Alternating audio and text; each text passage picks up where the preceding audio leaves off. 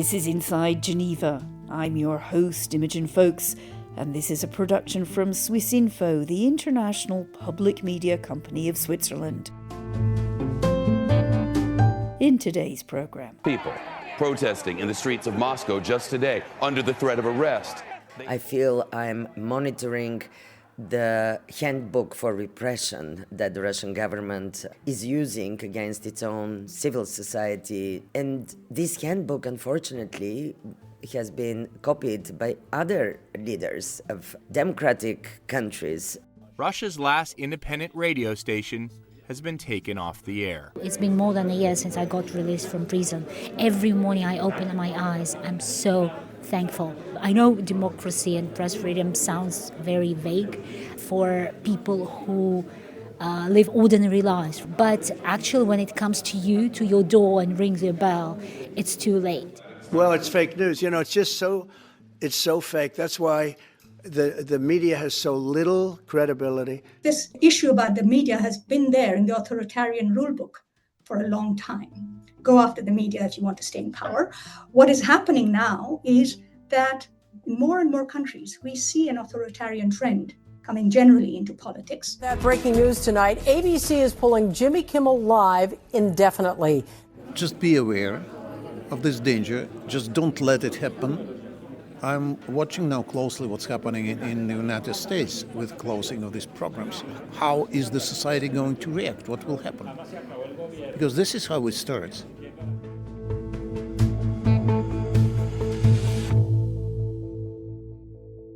hello and welcome again to Inside Geneva. I'm Imogen Folks. In today's programme, we're going to take a deep dive into the latest United Nations report on human rights in Russia and ask how it might relate to those of us living in what we hope are free democratic societies. How free are we really? Are press freedom, the right to protest peacefully, or even the right to question your government being eroded in our own countries too? Should we be worried about creeping authoritarianism? And what are the warning signs? That's the discussion we're going to have today. We'll be hearing from UN experts and from writers and journalists who have first-hand experience of what repression of freedom of speech means. But first, to that latest UN report on Russia. Russia is now run through a state-sponsored system of fear and punishment, where dissent is erased and civic space dismantled. Mariana Katzarova, the UN Special Rapporteur on Russia, is the first UN expert ever appointed to investigate a permanent member of the UN Security Council. Her latest report was presented to the Human Rights Council's autumn session. It documents a repression so stifling that virtually all freedom of expression is silenced. And still, the remnants of civil society and independent media are being persecuted, prosecuted, and imprisoned.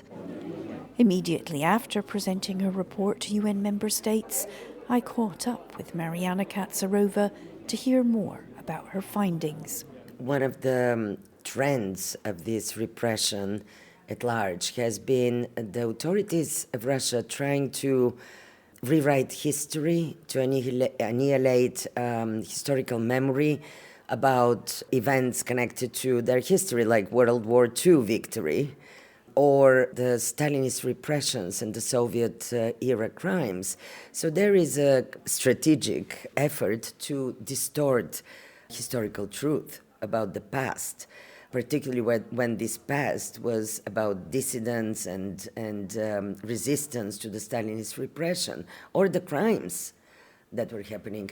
What does it mean for a society? I mean, this war has been going on more than 3 years. What does it mean for a society when its culture, its memories, in a way, are being stamped on in this way?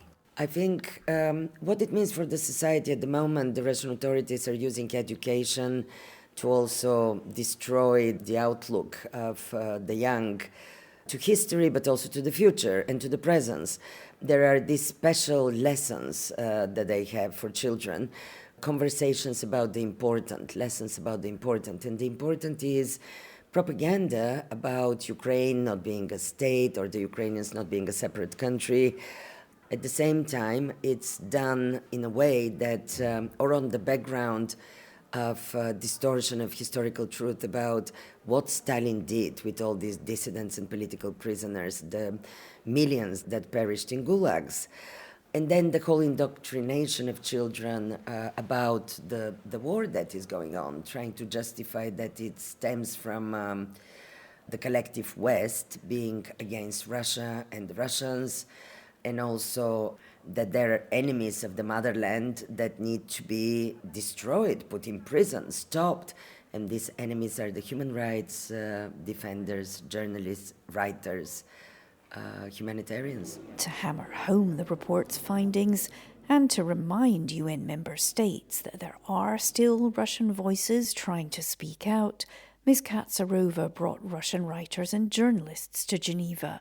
Some who still live in Russia gently refused interviews, fearing for their safety once they return. Russia's foreign agent law. No, it's not about spies and espionage. These days, it's Russian journalists that are in the hot seat.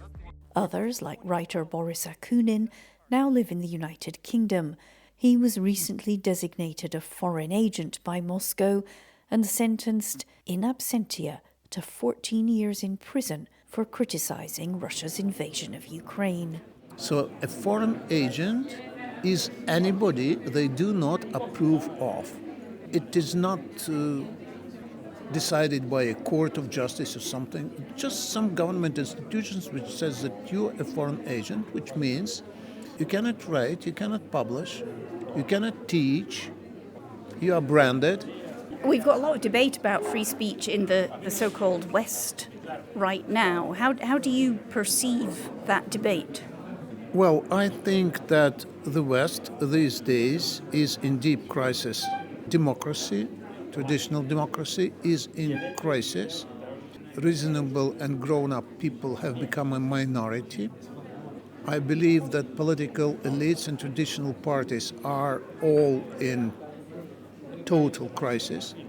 I think that we fail to understand that the tide has changed, that the world has changed, that the political system created by the fall of the Berlin Wall, it's done, it's over.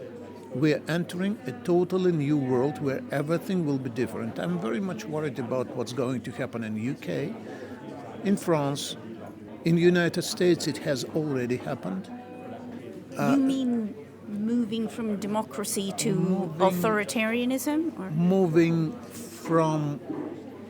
Moving from common sense to craziness on both sides. It can be leftist extremism, quite infantile. It can be right-wing extremism, which is even more dangerous. And there is a very tiny space in between. So what we are in need of, I think, a total reshaping of liberalism. We need not a childish liberalism, we need a grown-up liberalism, which brings us to freedom of speech. We need to be responsible. We need to measure what we say, not because we are afraid of being cancelled or censorship, but because we are grown-ups. If we say something publicly, we must understand the consequences. Another big issue of Western democracy is inability to communicate with people who are less educated than yourself. This snobbery, this inability to compete with Trump, who knows how to speak with people. He can find the words, he can find the reasons, he can find the levers. Why cannot we do that? Our ideas are better. Well, I mean, anybody can tell lies. You don't have to lie, but I know that we in Russia, we lost because we were too snobbish. There was a famous Russian saying which I absolutely hate, belonging to a famous Russian poet. It says, if I need to explain this, then you're not worth explaining it to. That's how it sounds. That's how we mostly talk to ourselves, to people who think like ourselves, while we should have talked to people who do not think ourselves, who are different. And the same thing is happening in the West, totally. From common sense to craziness. Not an especially hopeful analysis from Boris Akunin. Also in Geneva was Belarusian writer Svetlana Alexeyevich, winner of the Nobel Prize for Literature in 2015 and author of Second-Hand Time and The Unwomanly Face of War. Also now in exile from her own country and speaking through her tireless interpreter Elena, she shared Boris Akunin's concerns about the direction many current political leaders are taking. Таких фигур, как Putin, Orban, вот теперь еще Trump. Yes, I think it's the kind of trial that the world is facing today, because democracy is in retreat, and there are more and more figures such as Putin, Viktor Orban, and now Donald Trump. Я думаю, что сейчас в мире как-то не совсем. There seems to be a kind of lack of awareness in the world about what's really happening today. The same as 20 years ago, we were thinking, well, let it develop, this democracy. Okay, it's weak, but it will slowly grow. And we were thinking, well, nothing bad is really happening around us. Let it do its own, let it go its own way. And yet nobody is really taking it serious enough to work with young people, with the emerging generations, with people in general, to reflect upon what was happening to us, what is actually going on around us. И вот теперь мы сидим, и фашизм уже вокруг. And now we find ourselves in a situation when fascism is all around us. We are sitting here with fascism surrounding us. I think there is still this lack of understanding in Europe about what is actually taking place in Russia. They're all saying to themselves, well, not fascism. Это так, как мы говорили, нет, не может Путин напасть на Украину. Similarly to what we said before Putin attacked Ukraine, we said, well, not really, it can't happen. Putin would not attack Ukraine. We haven't developed the criteria to assess this new life we're living in. A Russian human rights monitor reports the police arrested more than 1,600 protesters across Russia. Russia's proposed bill on fining internet users for accessing online content labeled as extremist by Russian authorities. Tensions have been escalating between the Trump administration and one of the world's most prestigious universities, Harvard.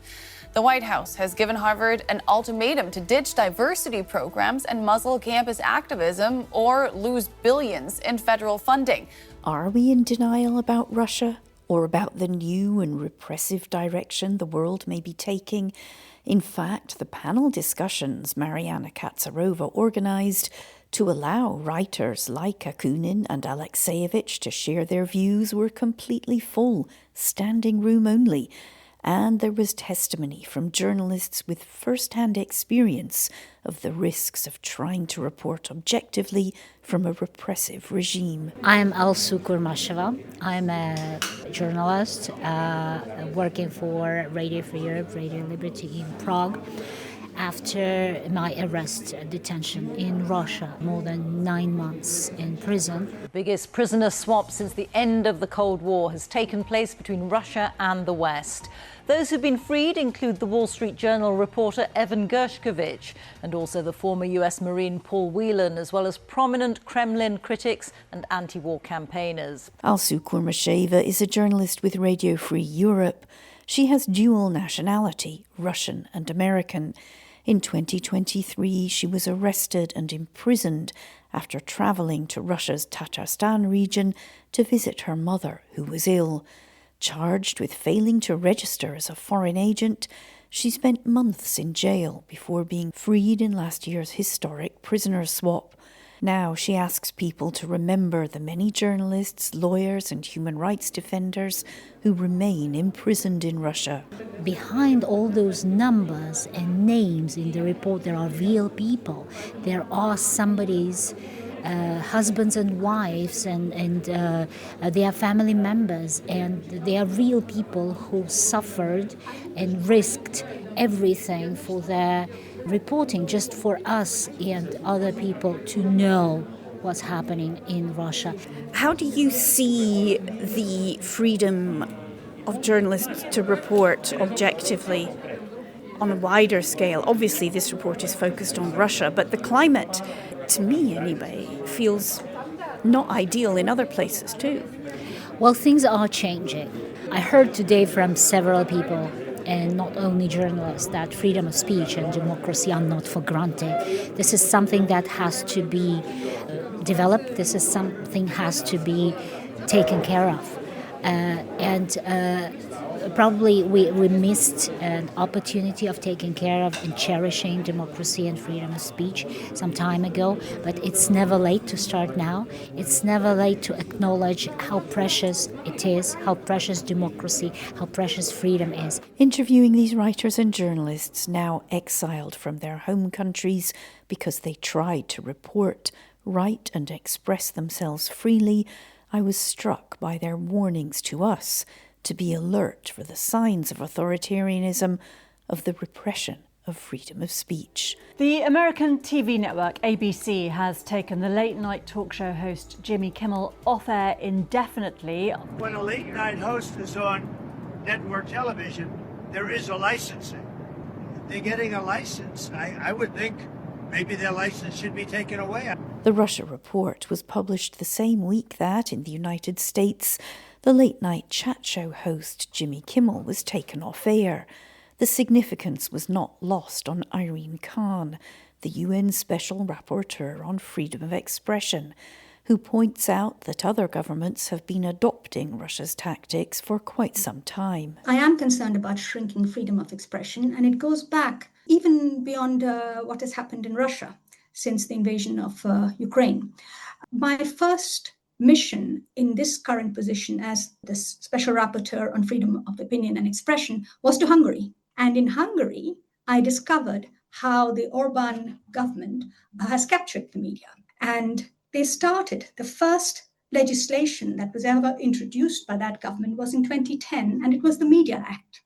So it was quite clear that if you want to take over institutions in a country, if you want to entrench your authority in an authoritarian way, you start with independent media. You undermine them, you control them. And you know, in Hungary, it's all manipulated through media ownership, where basically there is no independent, very little independent media that exists offline, whether in print or broadcast or radio. So I think this issue about the media has been there in the authoritarian rulebook for a long time. Go after the media if you want to stay in power.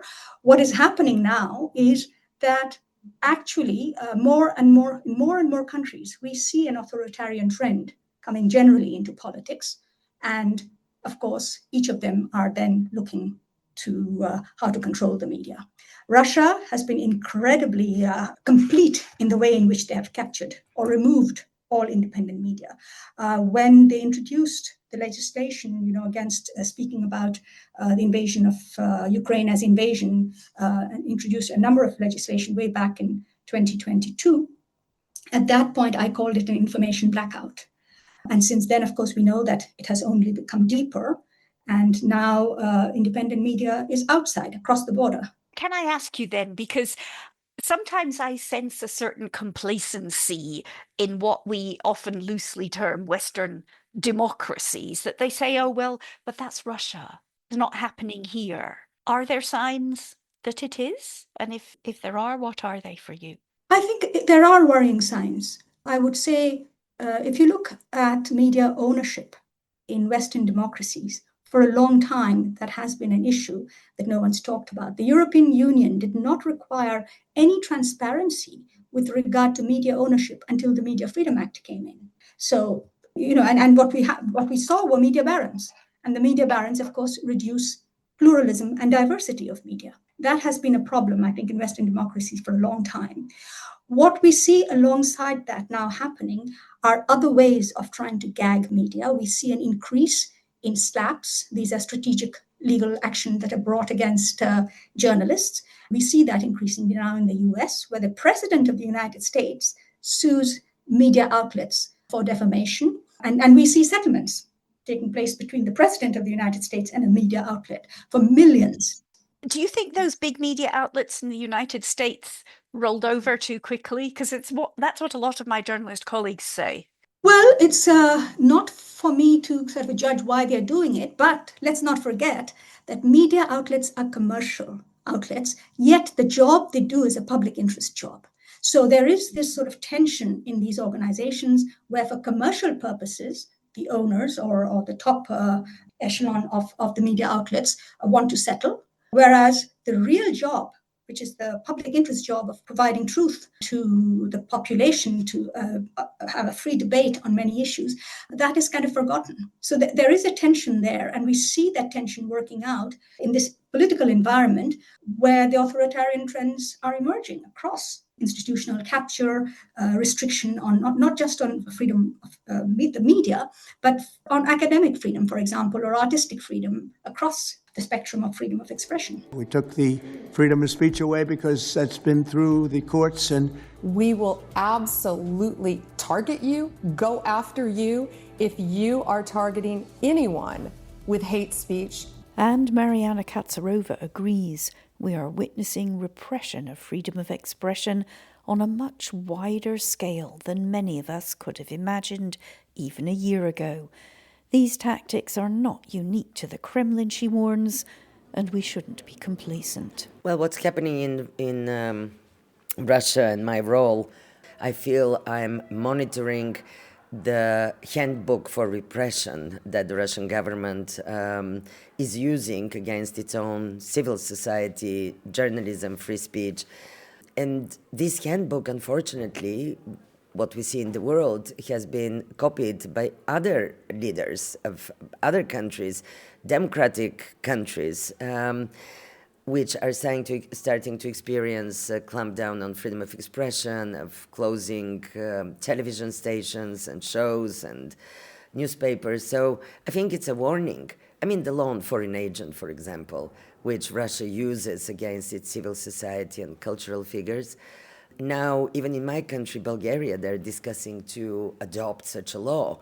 Or, you know, it happens in other countries as well. I mean, this handbook of repression or clampdown on freedom of expression is now reaching countries and leaders of countries which for so long have been democratic. I mean, yes, it's within Europe, also the United States at the moment.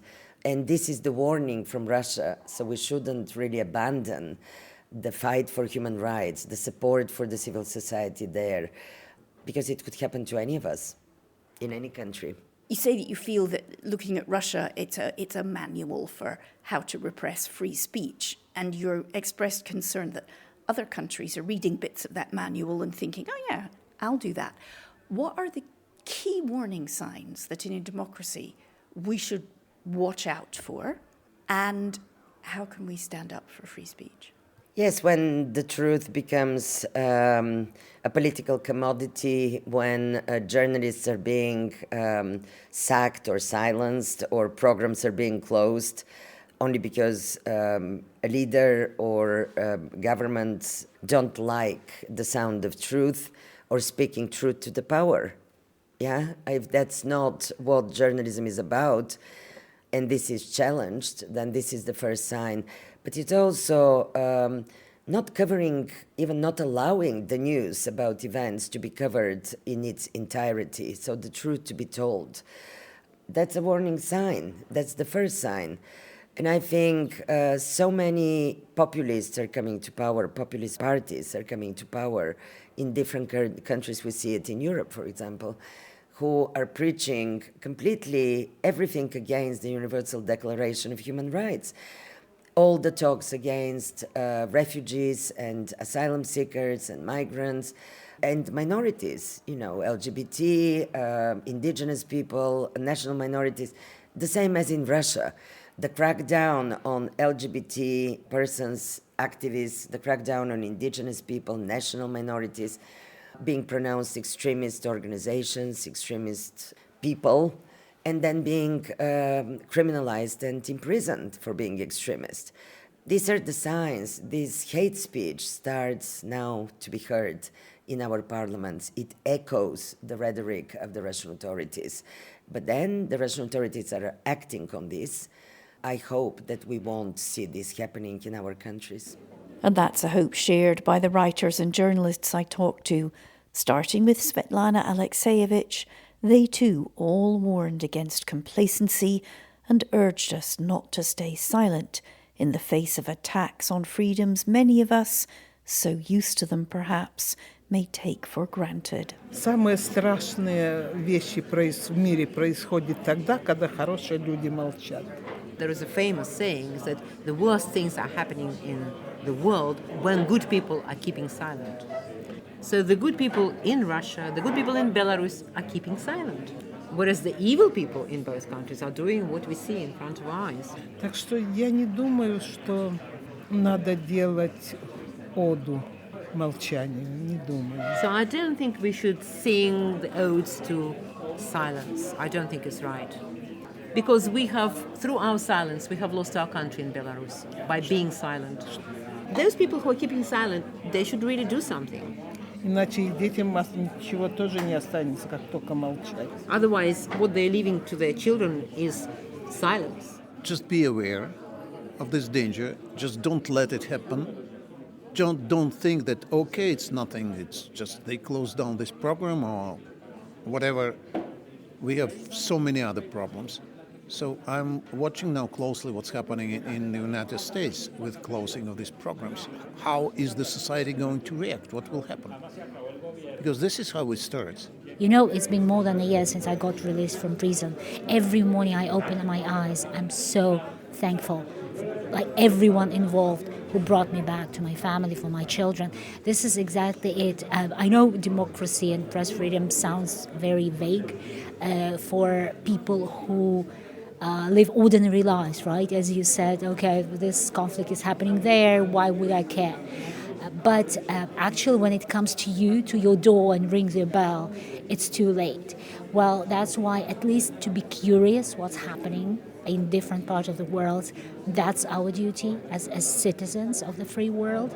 And act, small steps.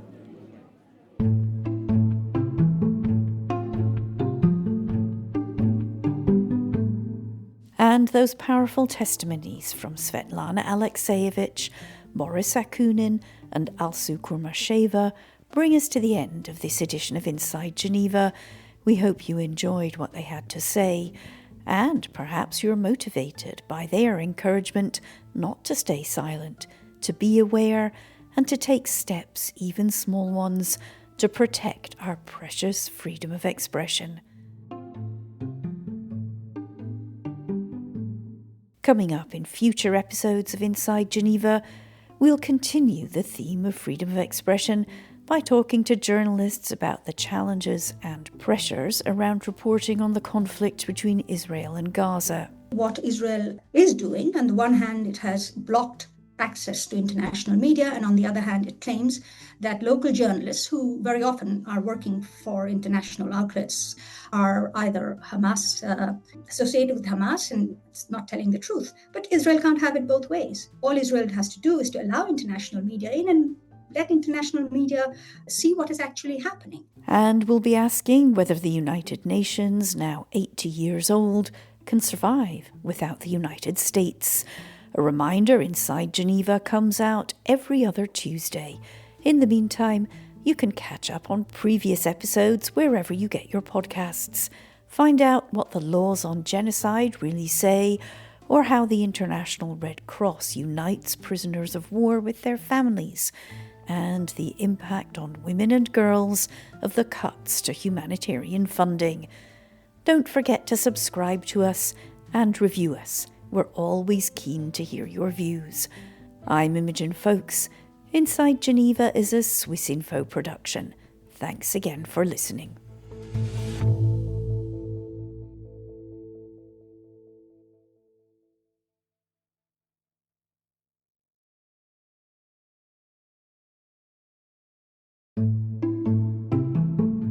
Hello, this is Imogen Folks from Swissinfo's Inside Geneva podcast. This summer, like last year, we're bringing you a fascinating series of summer profiles, starting with doctor, aid worker, and now journalist Tamam Aloudat. Can we afford to only put roofs over people's heads and do nothing about the system? If your house was bombed for the first time, I understand. If it was bombed for the 17th time, and instead of a house, you have a tarp, and instead of food, you have animal feed or grass to eat. Then later this month, we'll hear from international lawyer and candidate to be judge on the International Court of Justice, Dapo Akande. It's clearly the case that in far too many cases, international law is disregarded, and you only have to turn on the news to see that. What I do know is that actually international law is increasingly regarded as relevant. From now till September, we've got all sorts of amazing people to talk to, from an aid worker in Gaza right now to someone who started his career in Gaza 40 years ago. Join us on Inside Geneva, wherever you get your podcasts.